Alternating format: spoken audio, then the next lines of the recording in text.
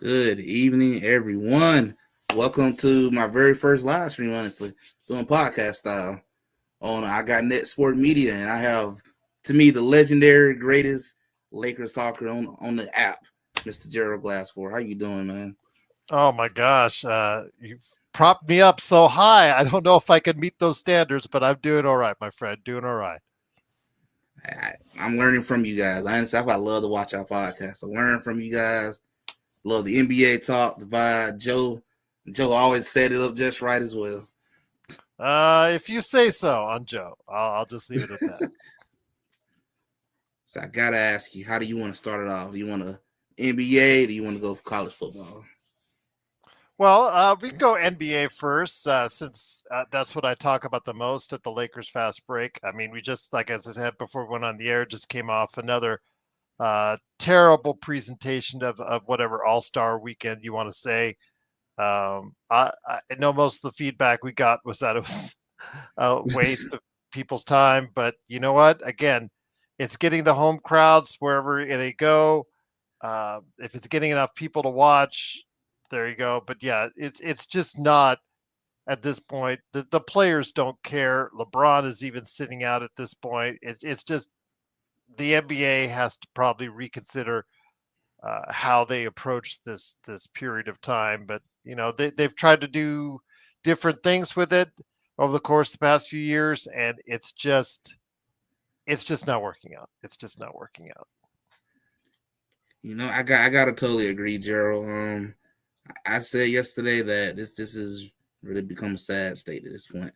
And then to see LeBron sit out, and I was just like, man, this it's just not like the old days anymore. When we used to have Kobe and Michael and just all the stars is giving it they 100% on that court for all stars, and now it just become a joke where it looks like the YMCA is better to go watch than watching NBA All Star now. Exactly. It's pretty disappointing at this time, but again, I'm sure they'll look at it, they'll evaluate it, and go from there. But yeah, right now it's not something I do other things with my time. I just set it up for my panel. Whoever wants to stop on by. Seems like it still gets a little bit of interest, but yeah, it's just kind of disappointing to see how far the All Star game itself and the All Star weekend has come. Used to be so exciting in the '80s, still had its allure in the '90s, and unfortunately, just it's just not the same. It just lost its touch, and I always feel like LeBron, man, I kind of feel like he messed it up a little bit with the dunk contest, but that part Hmm. got ruined when he first skipped it, and everyone else just followed suit, and then the game just got bad and bad, especially when just no defense being played, scoring 200 plus. Just ain't fun to watch. I wouldn't want to spend that money to watch that. I can go do that in my own yard at that point. Agreed. I very much agreed. And then I But got one of my top subscribers who want to ask you a quick question, Tony. Tony, he's a Lakers up, fan as Tony. well. His question he Okay. asked for you is, "What do you think about the Lakers trading for Luka?" Well, when it literally fell in our laps, and there's just no better way to say it. According to the reports and how it went down, Nico Harrison, the most hated general manager in the league now, he had what lunch or meal somewhere at LA Live that they have, which is right across the street from the crypto.com arena, and he proposed. I guess this deal. You guys are interested in Luca, and I guess the directive from the ownership up above in regards to how they perceived Luka Doncic not being a committed individual, didn't want to commit $350 million, et cetera, et cetera. All know the story. Uh, but when if he is right and he gets in shape, because he's not in shape now, I'm not going to tell you he's in shape now because he doesn't look like it. But if he gets in shape and plays the way that he played during the playoffs, the finals, this is one of the top five players in the world. And when you're Mm-hmm. offered one of the top five players in the world, you say yes. And I think it was a great trade for the Lakers for now and for going forward. AD, we have love and respect for, but the AD LeBron combo, that window had closed. We have said this repeatedly on our show. it closed. We look at our prognostications at the beginning of the season from like what you and 12, 13 other people, panelists, guys that come on the show and whatnot. They all put in their prognostications with the LeBron AD combo as it was currently constructed at that time. And no one picked the Lakers above sixth place in the Western Conference. No one. I picked them ninth. Joe, some others picked up 10th, 11th place. We really had no hope or aspirations for this team to go any further in the Western Conference playoffs at all, the Western Conference standings at all. So here comes this offer from heaven, or wherever you want to say it. Luka Doncic literally falling in Rob Pelinka's lap, the much maligned Rob Pelinka. And you got to do what you got to do. And I credit him for getting the deal done, still having assets that he can go ahead and trade for the future. Although, again, we saw that he almost blew all of them on Mark Williams. We saw that trade being rescinded, because of the stuff that went down between them and Charlotte. Yeah, that looks as shady, but, Mm-hmm. if you're on Charlotte's side, you'll say it looks shady on the Lakers side. If you're on Lakers side, you look shady on the Charlotte side. I'll leave that up to your opinions. But yeah, the Luka trade is something that I think was absolutely fantastic for the Lakers, fantastic for the league.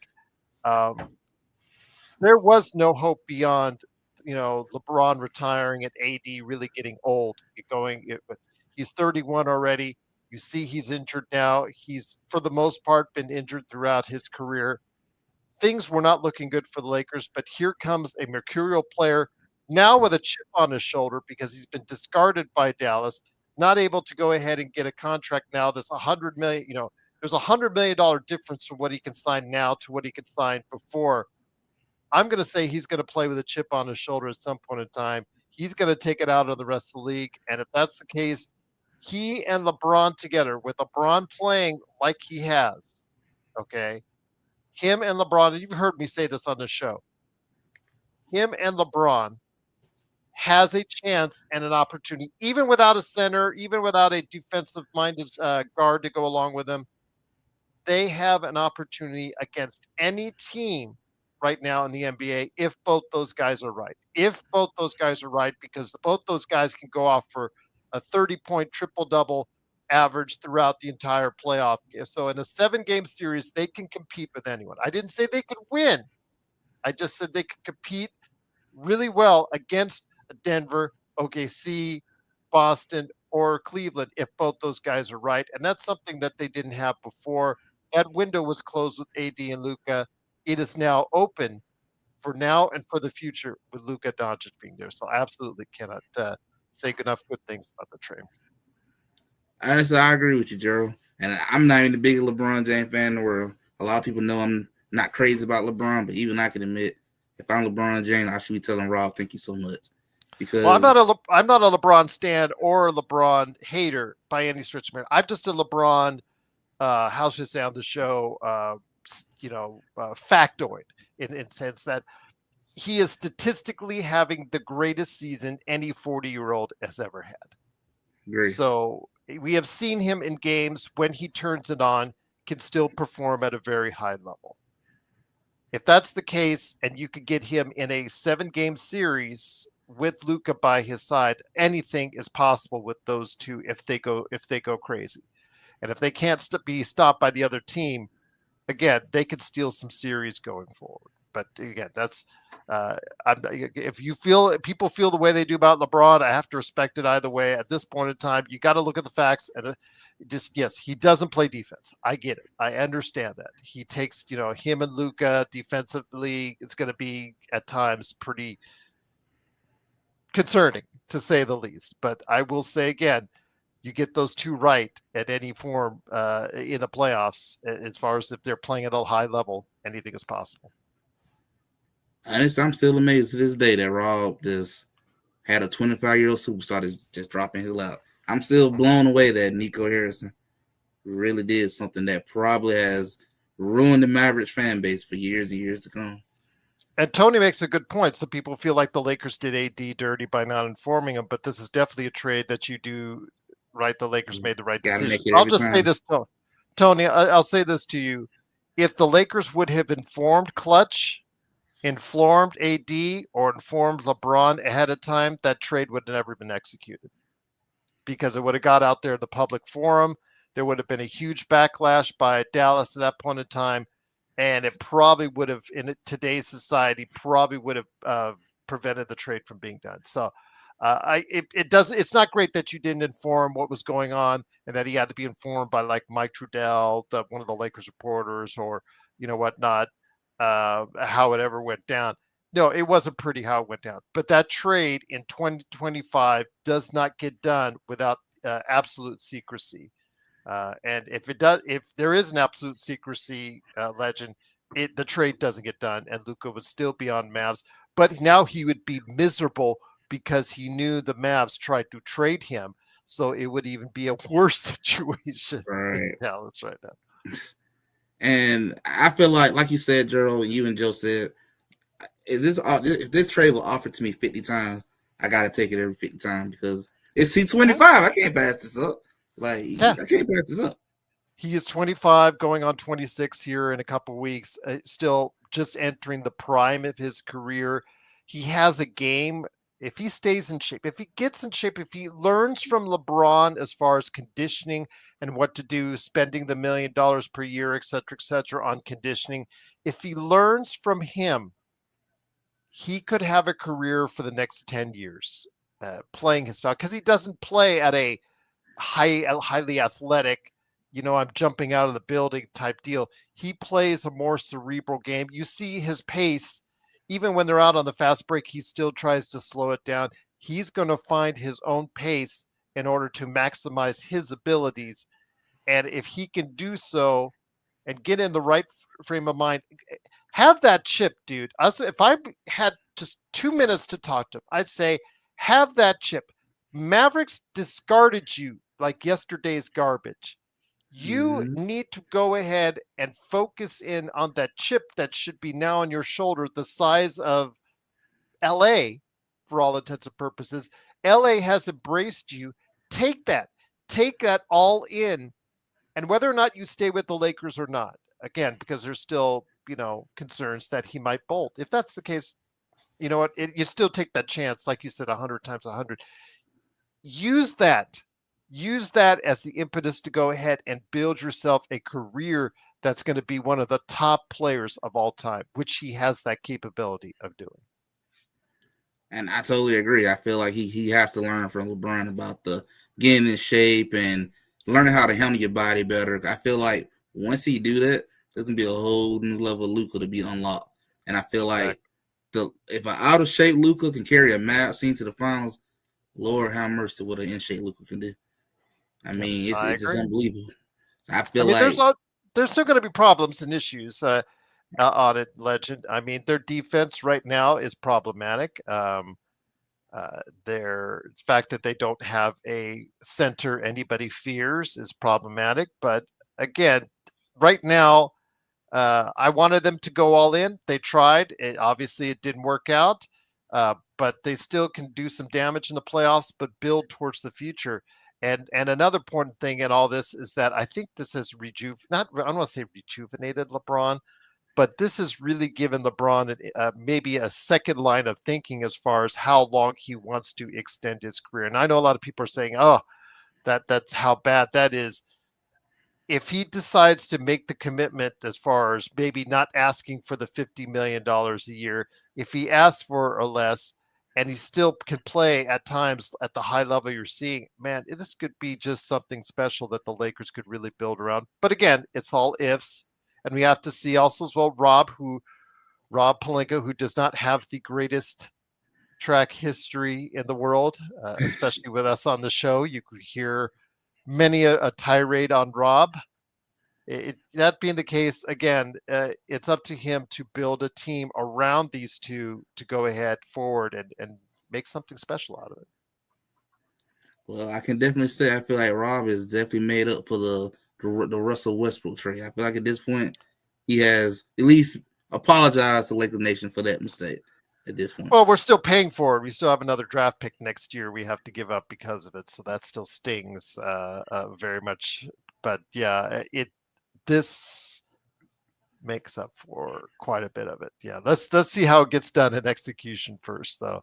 But if you have, as Joe says, if Luka is healthy and right, and you have him for the next 10 years, there's got to be a championship along the way for the Lakers. I agree. There's no way he's be there and don't win anything. I think he's gonna at least get between. I'm gonna at least say 2 to 3 championships at least. Something gonna come out of it. I'll just say one for now because AD. I know a lot of people when AD came on, we thought we had multiple championships on the way originally, and it only ended up being one. I'll say the way the league is structured, as it's structured for parity, I'm just going to say one at this point in time and go from there. That is true because this is part of the most parity the league has been in a long time. Spent after the Warriors dominated for so many years, and now it's different champions every single season. And I can definitely say, I think at this point, I think it's safe to say that Nico Harrison probably made it the worst trade in NBA history now. We'll see how it pans out, but I mean, that honor could have gone to Rob Pelinka for the Westbrook trade in and of itself. But I will refrain on that to see how it all pans out. If it means continued success for the Lakers at a high level, including a championship before the Mavs do, yes, absolutely. But again, I don't want to start saying things before because, as you know, there's been so many times where, like the Nets when they got their trio of Hall of Famers and Kyrie, Harden, and Durant. How many people were at Brooklyn were going, 1, 2, 3, 4 titles. Yeah, there you go. No, it didn't work out. How'd that work out? So I'm going to refrain from that respectfully, but I will say again, the future does look like it's a lot brighter. And I hope for AD, he be healthy, and I hope the Mavs fans can at least take in AD. Still a superstar at his age. Yeah, he is very injury prone, but still, when he's clicking, he's clicking. I can admit that when he's clicking, he's on it. And I want the best for him. I'm really sad that he did get himself hurt again, which was, as you know, almost a game by game occurrence. He always had nicks and bruises and stuff like that as far as getting hurt seemingly on the floor, slowly getting up every game. The problem is he's now 31 and doing this stuff. To the Dallas Maverick fans, I would say this. When he was last season, before last season really got underway, he was offered an extension. He jumped at it. If he'd actually just waited, played out his 76, 77 game season, he would have had a bigger extension on the backside of that he could have signed in the summer. But he jumped at it, which makes me always think, why did he jump at it?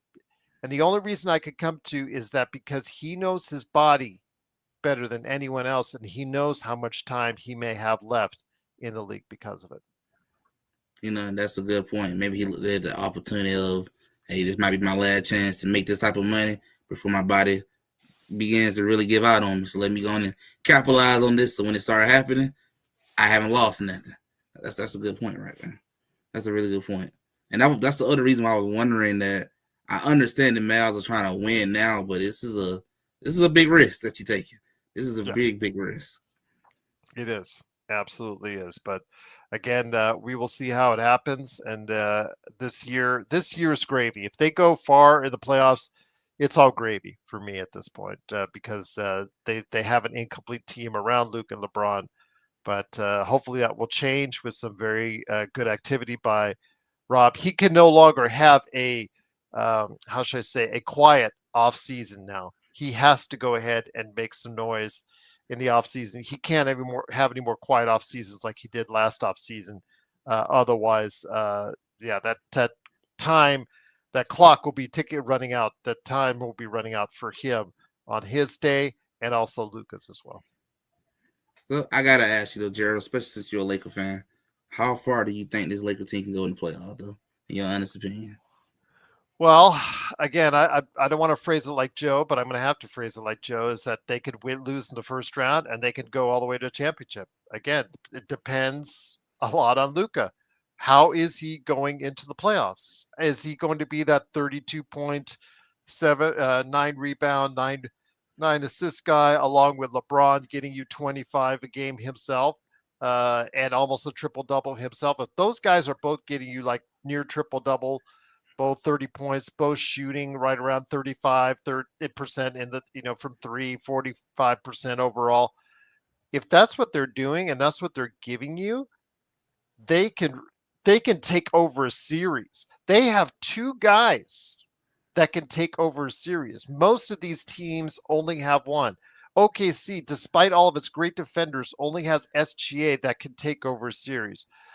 Denver, they do have two guys that could take over a series in Murray and Jokic, but is Murray going to be right? Murray's been great. Murray's been not so great so far this season. So we'll see what he's going to look. If he shoots bad like he did in the first round against the Lakers again, they won't make it far in the playoffs. If he gets himself right, Denver has a chance to go all the way again themselves.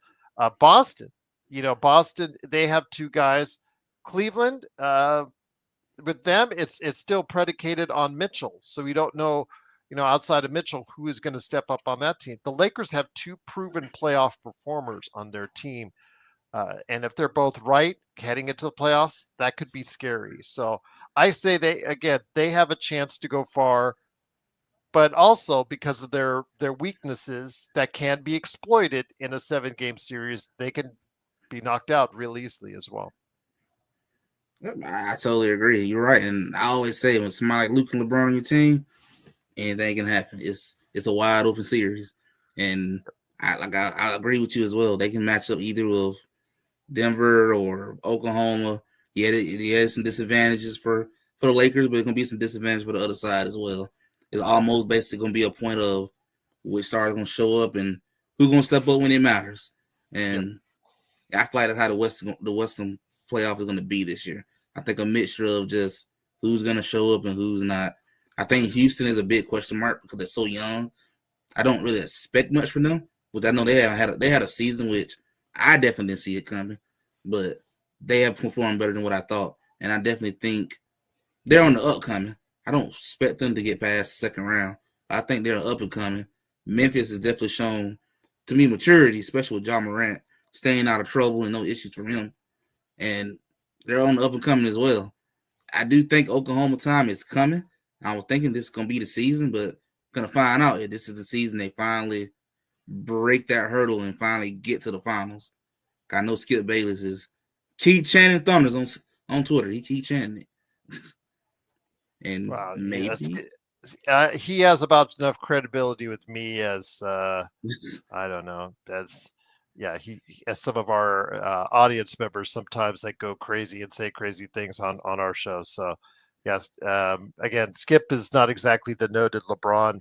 Uh, you know, I don't know. At this point, Skip Bayless, his credibility to me is just not there. I just think again, when it comes right down to a legend, you and I have substantially more credibility than he does at this point. yeah, I think he really messed himself up in the whole undisputed situation with Shannon Sharp, and just haven't been the same Mm-hmm. since. Mm-hmm.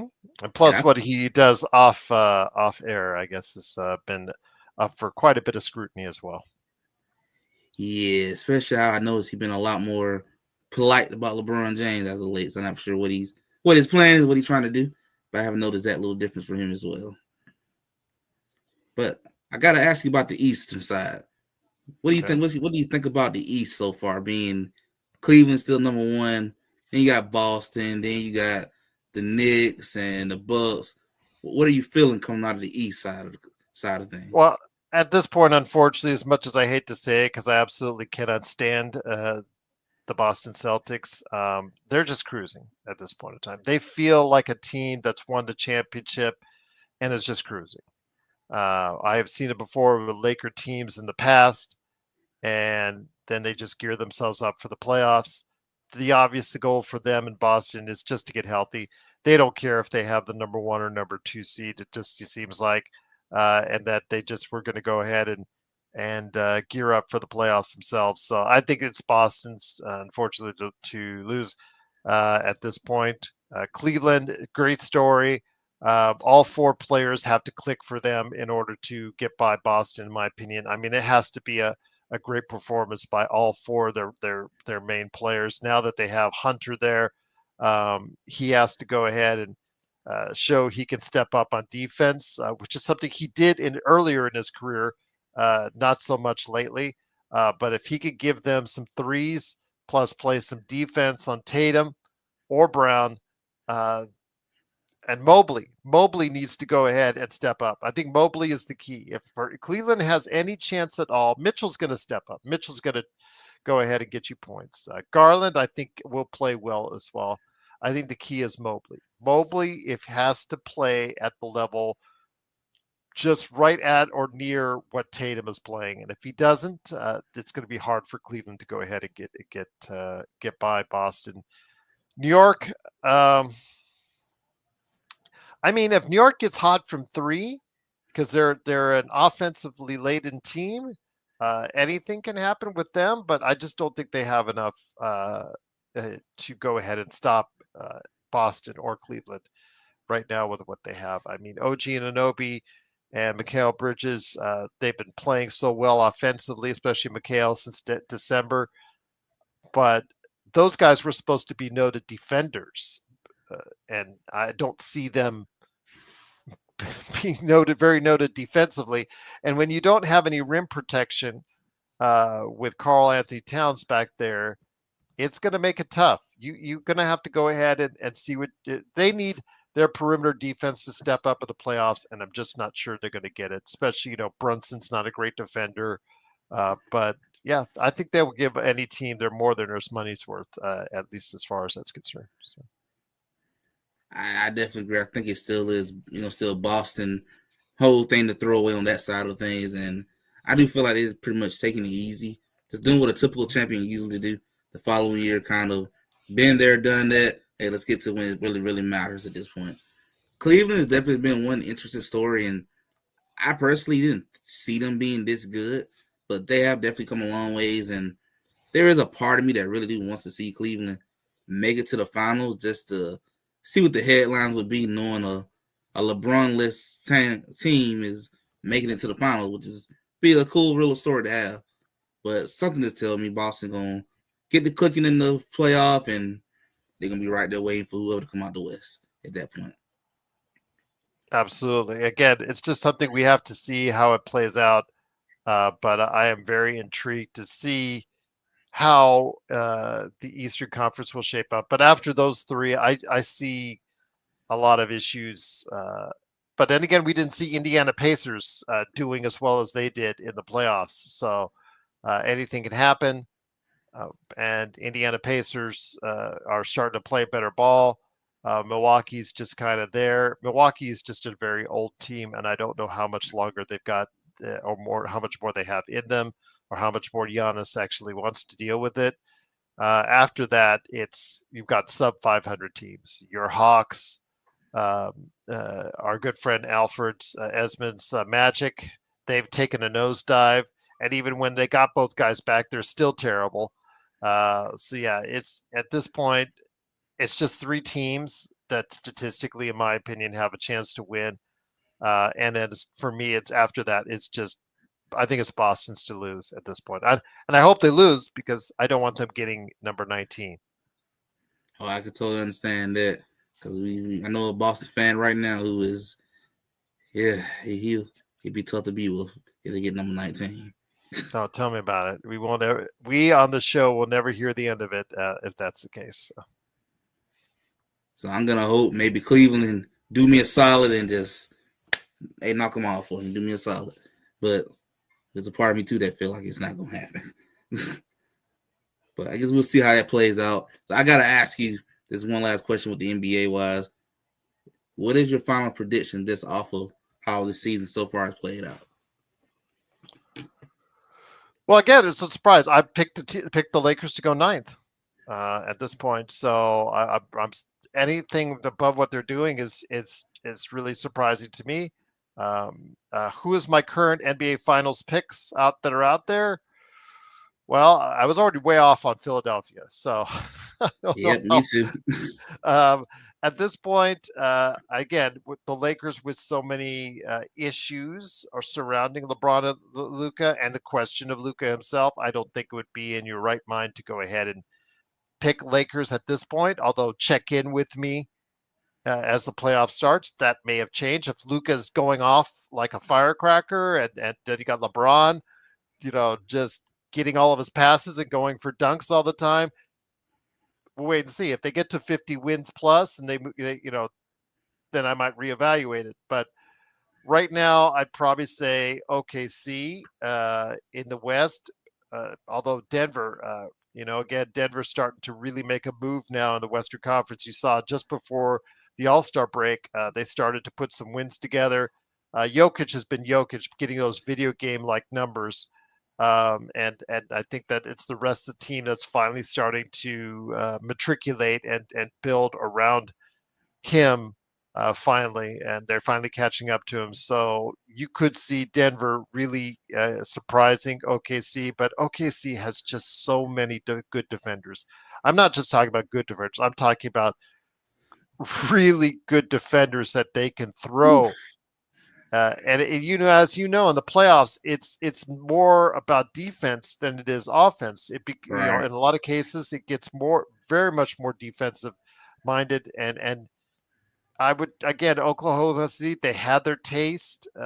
They've grown from it, and now they got both their big guys back. It's really hard to go against OKC at this point in time, especially if SGA has a huge series. I think he's ready to step up. I think he's ready to take the limelight. But I'm going to say OKC in the West. In the East, again, how could you deviate from Boston at this point? I think Boston is the best team in the East. I think they're just cruising at this point, and I think they have been all season, just getting right, just wake us up with a playoff start type deal. And at this point, OKC versus Boston, who's going to win? I mean, OKC has the best defenders in the league, so if anybody can slow down Boston, it's up to OKC. But OKC's offense is going to Ugh. be the issue. Can they score enough if their name is not SGA? Jalen Williams, and all the other OKC players out there have to step it up offensively in order for them to go ahead and get where they need to go. So we'll see how that works out. I gotta agree. I still gonna stick with my Oklahoma pick, Philadelphia. I'm just don't know what to say about that pick. Yeah, well, again, it looked good in the preseason with three players, but then again, health wise, Tyrese Maxey, he's taken a great step for the future, but George looks like one of the biggest free agent busts of all time, and Embiid already now needs another surgery. He already knows he needs another knee surgery in the off season, so that tells you all you need to know about Philadelphia, and probably Daryl Morey pulling his rest of his hair out at this point in time. Yeah, unfortunately, I'm at the stick with my pick as well. I originally had Boston in the finals, looking like it's still gonna be Boston and Thunders, and like you said, if anyone can slow down Boston, it's gonna be Oklahoma until it's time to play on offense. And if you name that SGA, I don't know where you get that offense from, but maybe somebody gonna show up and surprise. But right now, it's part of me is kind of feeling like number 19 might be coming. I'm really I hoping hope that's not not. the case. I absolutely hope not. I hope not. Cause Lord have mercy, it can be a long summer. But I can't end the NBA talk part without mentioning my new look Warriors who have somewhat surprised me with the Jimmy Butler trade. It looking like it's really working. And I gotta ask you, Gerald, do you think they're becoming a slowly title contender? Not for this season, but maybe next year with a couple more moves. Ooh, see, that's the thing. We talked about the Lakers and their closing window with LeBron and AD. I mean, your team, as I told you on the trade that night that they did it, we were wondering they got older, but did they necessarily get better? And the Golden State with Jimmy Butler, and he's been playing very well off staff. Seems to have been working out really well so far.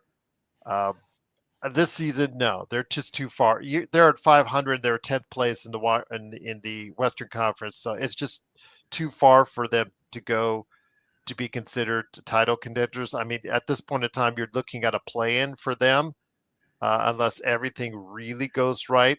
But who knows with Jimmy Butler, and again, we talked about with Luka and LeBron. Jimmy Butler always gears it up for the playoffs. So with him and Steph, anything can happen.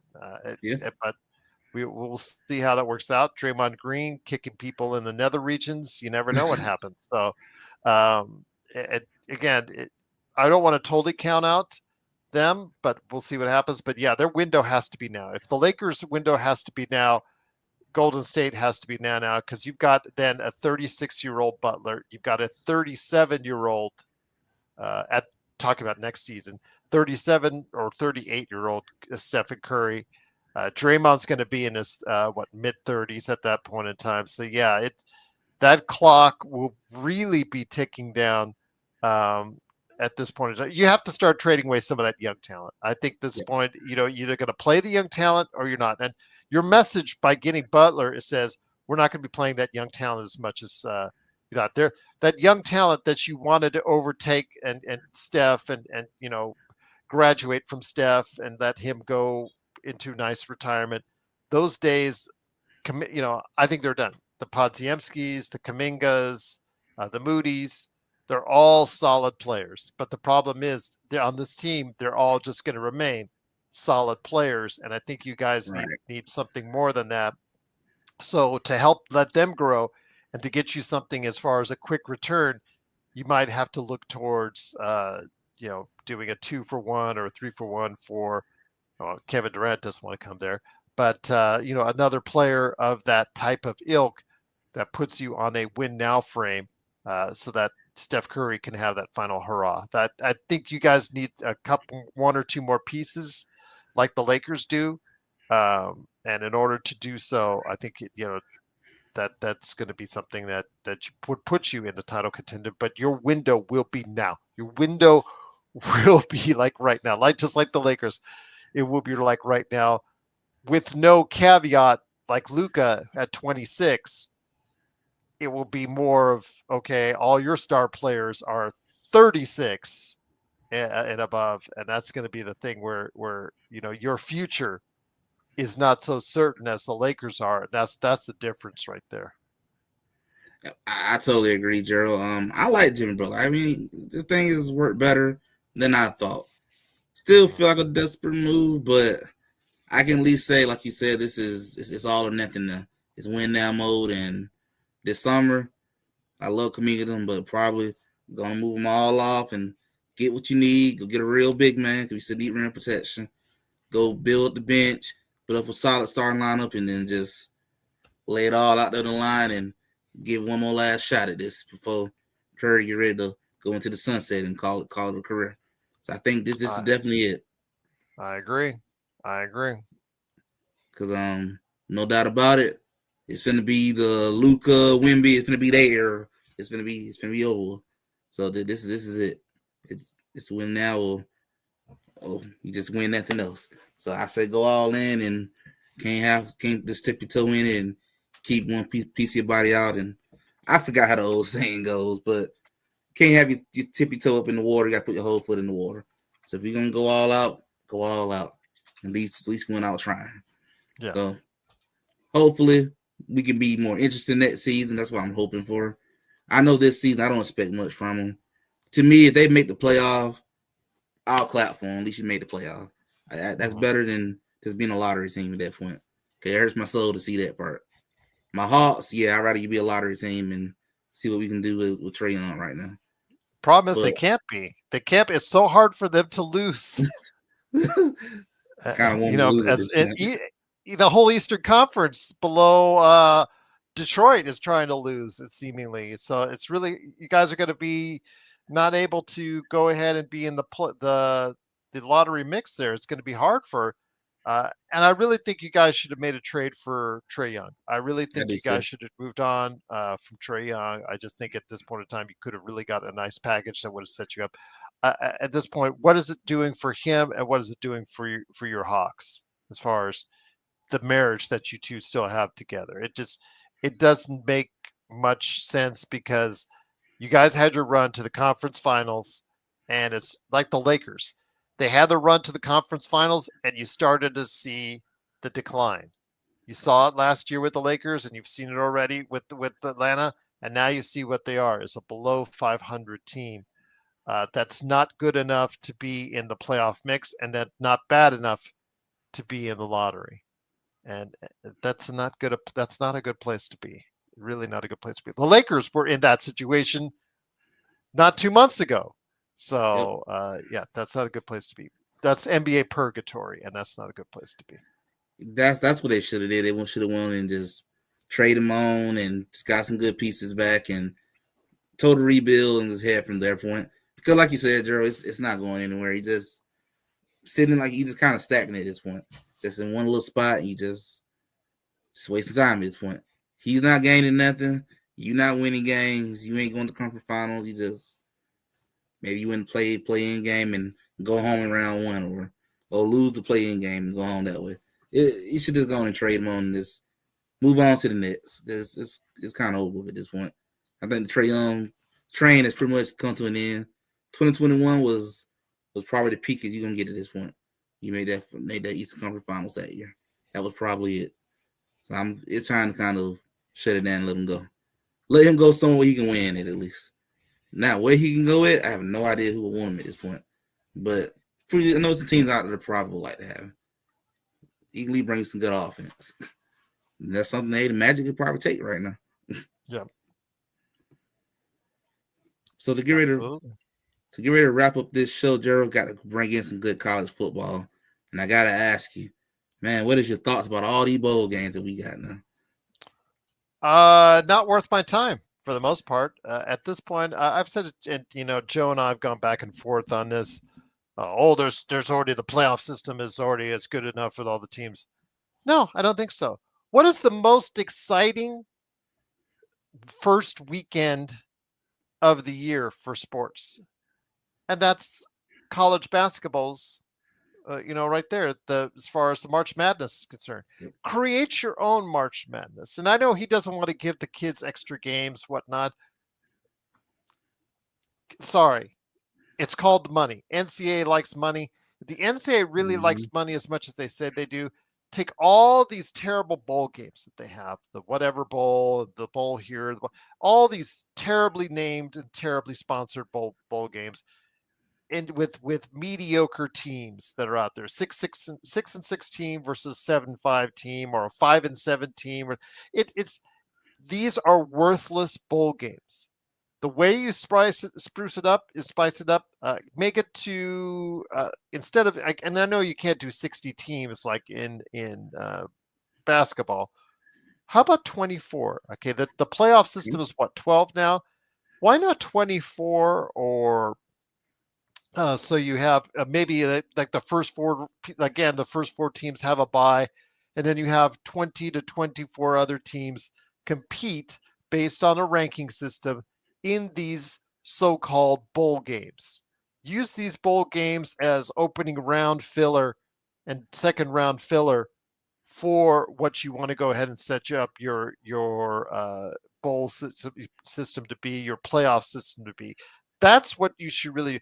Not only will it spike interest in television, spike interest in attendance, and spike interest amongst the fans, it will spruce up these otherwise terrible bowl games. Oh, give these kids a chance after a decent season of 6-6. Really? You want to embrace? You're embracing mediocrity if that's the case. Yeah. Do something where you can have, like, let's say the fifth ranked team in an opening battle. Let's say it's in Alabama. How would an Alabama against, I don't know, let's say whoever was 25th, 20th, let's say Michigan State falls at the very back end. How would that matchup look in a first round matchup at one of these smaller bowl games? It would be absolutely game changing, Mm-hmm. pardon the pun, for the entire NCAA. I really think it's something that should be out there. If I could talk to the NCAA for 2 minutes after I talk to Luka for 2 minutes, I would definitely go ahead and say, you know what, that's what you need to do. spruce it up. You guys like money. NCAA likes money. We all know NCAA likes money. You're added extra game here or whatnot. You can work out the schedule where you can add an extra uh, tournament game, one or two tournament games for these football teams, and then just stretch it out to middle January, whatever. You already go ahead. The nuance of these New Year's Day bowl games is already gone away because you go ahead and you have a national championship game at another point in time. Just stretch it out a little bit more, add one or two more games in there, take maybe a game away in the regular season, whatever you want to do. At this point, going to a larger playoff system makes absolute sense, and especially to utilize some of these lower tier bowl games as opening round filler, which could actually drive in a lot more interest and a lot more money at the end of the day. Yeah, I do think that work a lot better because I have noticed a lot of these lower end bowl games, they just don't get that much viewership. Nobody's really watching it anyway. So it would make sense to kind of make a bigger playoff and then use the lower bowl games to host the first rounds of the playoff and then get to the bigger bowl games as you get deeper into the playoff. Be a good way to make more money as well as definitely improve the ratings for the lower bowl games because I know my university I went to, Georgia Southern University, they played in the I forgot the name of that bowl they had in the Again, my I case can't remember. exactly. I don't remember what it's Forgot the called. name of the bowl. Something it was in New Orleans. I know that. It was I think R plus L something bowl in New Orleans. And it was like it wasn't that much. I don't think that many people watching that game like that. So, Again, my point exactly, 100%. Now, with all due respect to your alma mater, uh, if that had been a first round matchup with I don't know, Georgia against let's say 25th ranked team at that point in time, somebody had a decent season but not a super great season. Let's say like a Georgia versus Washington. Let's just say. Um, would that create more interest in New Orleans? well, you would have them. You would have the streets slap full. That for sure. Especially with Bulldog Nation coming down there. Yeah, I'm just saying. It just seems like a natural. It just seems like and people talk about the kids, the studying, the way that they go ahead and they move. In fact, if they were worried about the kids studying, which we should, by the way, absolutely think we should, but they don't. So let's come to the facts. They don't really care about the kids, the study schedule, things like that in the NCAA. Otherwise, they would have never approved the Big Ten and have a team like USC go all the way over to Maryland. Then their next, Right. yeah, all these West Coast teams, or that are in these not just Big Ten but Big 12. All these former Pac-12 teams that now broke up and now are part of all these Midwest or Eastern, time zone conferences. If you'd actually cared about the students then, you would have never let the Pac-12 disband. You would have never let the Pac-12 disband. But Mm-hmm. they don't. They don't really. That kid's all at the end of the day about money for these kids, and I feel bad for the kids. But if that's the case, why not make it more exciting for the fan? Make it more exciting for the players themselves to get a real challenge, to feel like they've actually earned a title run, and go from there. That's just me. I think that really would help college football a lot because you got bowl. I think a really small bowl game called the Crampton Bowl in Montgomery, Alabama, which is you Yeah, know and then LA, LA has like two or three of those, just like name Jimmy Kimmel Bowl, and it's like give me a break, just absolutely just give me a break, please stop. Yeah. But then again, you just make them so much better if you have actual good teams play with each other, as opposed to a 6-6 team play another 6-6 team, and you ask us to be excited over it. yeah. I think the only one gonna be excited gonna be just the alumni and the students of that particular school. Other than that, it's gonna be crickets for everyone else around the world. I agree. So hopefully, college football will definitely come up with a way to solve that. And I think one thing I would like to see different in college football is definitely the students leaving before the bowl game even starts, with the transfer portal still being a little out of whack. And I know NIL playing a big part of it too. But I kind of happy to see the kids making money off the NIL. Then I still want to favor kids because then they start locking that down. And I know these coaches like I can't coach my team or whatnot. You can't keep these players happy. Well, it's your job to keep these players happy, and if Mm-hmm. they're not, they should be allowed to go where they want. You're not playing them very much. You're not doing much for them. Let them have the opportunity. If they want to go ahead, I know that the UNLV, which is where my daughter goes to school, where I'm, live in right now, Las Vegas. We had a quarterback situation after the third week. He was doing well. Then all of a sudden, he said he was promised something that UNLV didn't deliver. So he said he's gone. He's out. He's Audi 5,000. He's gone.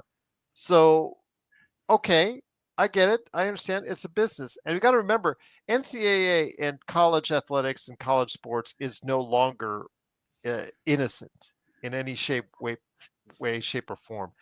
It is a business.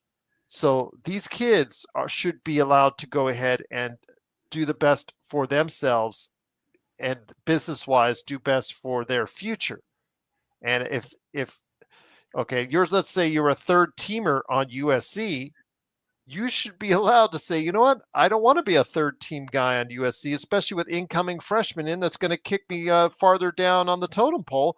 I'm going to go ahead and move out and go to, let's say, Northwestern and become a starter there because I've got a coach telling me that I could become a starter there. So there you go. I think that's opportunity. I do like the transfer portal. I understand people don't like it because they like their stability, and I get that and I respect that. But I think for these kids, if I'm in their situation, I would want the freedom to move around and figure out what's best for my abilities. Because again, in some cases, it really allows the kids to go ahead and find a role that's right for them to maximize their ability in a program that maybe accentuates their talents the best and puts them in a higher limelight for whatever pro sport that they want to go ahead and maybe get themselves into or become eligible for. Whereas if they were still a backup, not unrealized potential in another program that they originally went into, then how good is it for them? That is true. No, only thing I would like to see them do is maybe let me transfer maybe before the bowl game and not in the middle of it, and then my team get depleted. But at the same time, they need to have their right to be able to leave because of. I know when I played basketball in high school and a little bit in college, I like that freedom, having the rights to go wherever I want to go to, especially if I'm not getting much playing time here. I'm going to go somewhere else where I can play. And I do think athletes they deserve that part. They deserve their rights to go where they can get more playing time, go to a situation that would fit what they're looking for. I do feel like it need a little bit more tweaking, but other than that, I think it is definitely a fair deal. Love the NIL. I definitely feel like the NIL made a big difference this year with college football playoff and kind of have brought the SEC down just a little bit, brought them down some to now everybody more equal playing field with. And the SEC ain't just over here kicking everybody all over the place now. So it's, to me, it look a little bit more even with NIL now. I definitely say that much. Yep, absolutely. Well, Gerald, I just want to allow you to say any last word that you want to say to the audience and let them know where you are and we get ready to wrap this show up. Well, thank you. I'm hoping I did okay for you on the show. I really had a great time always talking to you. I want to thank you personally for jumping on our show, the Lakers Fast Break. Truly appreciate it. I host three different shows. If people give that a chance. First off, the show that is now off for the season, which is Inside Sports Fantasy Football. Myself, Chris Ardieri, Joe Soro, and Sean Grice. We usually go ahead and talk about not only what goes on in the NFL, but we try to give advice for those trying to regulate their teams in fantasy football as best they can. We all have winning records in leagues, won leagues, things of that nature. So we do come with some experience. Check that out when you can. Inside Sports Fantasy Football. The show that I actually that got me into doing the Lakers Fast Break is the Pop Culture Cosmos. It's a syndicated radio show that I send out to radio stations, plus also have a podcast and YouTube. It's available Twice every week, I do audio shows at least. Sometimes I accompany it with video that you'll see on YouTube. It is, of course, again, the Pop Culture Cosmos, wherever you get your podcasts. We cover the latest news and trends in pop culture each and every week. On our latest show, for instance, we just had a detailed spoilery review. Spoilers. Did I mention spoilers? Yeah, we went to Spoiler Town on Captain America Brave New World. And then before that, I also had a show with one of my regular hosts where we talked about that, plus also the PlayStation State of Play. And we talk about everything on the shows from movies, television, streaming, video games. Yeah, you name it. We try to go ahead and cover it in pop culture each and every week, twice a week, where we get your podcasts. Then, of course, my most popular channel at the moment is the Lakers Fast Break, where we cover the NBA, where you stop on by for NBA observations, and also as well, Lakers Fast Break. We're on over 300 days a year. Sometimes I can't understand why, but yes, we're on over 300 days a year, and it's on the Lakers Fast Break on YouTube and wherever you get your podcasts. I could definitely say that PlayStation State of Play was I don't know what to say to that. First party was pretty dry right now, dry as a desert. Yep. So, but yeah, just great to be on, my friend. Always great to be on with you, whether it's on my channel or now yours. And I'm wishing you continued success on this channel, my friend. I appreciate it, Gerald, and thank you so much for always the invite to come talk with you guys. Love talking NBA with you, Joe, Magic Man, the entire crew. You guys are awesome, man. Got a great, wonderful community. Wish you got nothing but continued success on your channel, and even when I'm just sitting there watching, I'm learning from you guys. I'm learning from the best. Learning how You to can learn how to listen to what expletives, I guess, that Joe keeps on spitting out. Sometimes I wish he would try to refrain, but I guess that's part of the charm and allure that he has with everybody out there, is that he is one of the most divisive opinions. And the thing is, unlike a Skip Bayless or a Stephen A. Smith, he is not paid for do that. It's just who he is. He is that divisive. He is that blunt. So he does have opinions sometimes that are harsh, but he has sometimes opinions that a lot of people agree with. So if you want to hear him, I'm on there virtually every day, trying to go ahead and see what we can do to talk about the NBA and the Lakers. Again, Magic Man, the panel, like there's on a regular basis, 10 to 12 people showing up on a regular basis on our shows. So I'm just immensely grateful. I wanted to make it a unique experience, not see the same faces each and every day. And hopefully people could get fresh opinions and fresh looks at the NBA and the Los Angeles Lakers from our show. Man, well, sounds good, Gerald. And once again, thank you so much for coming on the show. Hopefully, over time, I'll grow this sport channel up. That's like I did my other channel, my gaming channel, and get this one to grow the way I really want it to grow. And I can't wait to have you back on and talk some more good NBA. And NBA playoff will be here before we know it. Can't wait, my friend. I'm just hoping that Luka takes advantage and takes that chip on his shoulder and helps the Lakers and helps himself and proves the Mavs wrong for what they did to him. I hope so as well. He got the best motivation in the world at this point to get in shape and play ball the way I know he can do when he want to go at it. He got the best motivation out of all the players now. Very much agreed. Very much agreed. Well, guys, thank you so much for watching the show. Please hit that subscribe button. Check out Gerald's channel, Lakers Fast Break. I put the link to his channel in the description below, so you can check him out at any time. They got the greatest podcast for Laker content. Check them out. They got you covered. Anything with Lakers, they got you covered and all of it. Check it out. And you will also see me there as well. I'll be there talking from time to time as well, so you get to see different personalities go at it. So check it out, guys, and we're going to end it right here. Have a great day. Have a blessed day. Everyone enjoy the rest of your week, and we'll see you on the next NBA Talk show. Peace out, everybody.